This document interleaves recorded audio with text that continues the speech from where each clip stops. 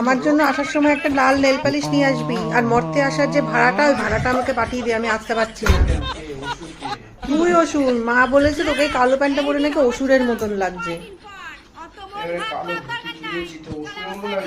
না, আর এরম এরম বডিটা বানাচ্ছিস একদম পুরো অসুরের মতো, গোপ পাকাচ্ছিস নাকি আবার, পুরো অসুর। হ্যাঁ, এটা করলে তো একদম ড্যাম শিওর অসুর। হিরো তো হতে পারছি না, একটু অসুরের মতো হাসিটা একটু দে, অসুরের মতো।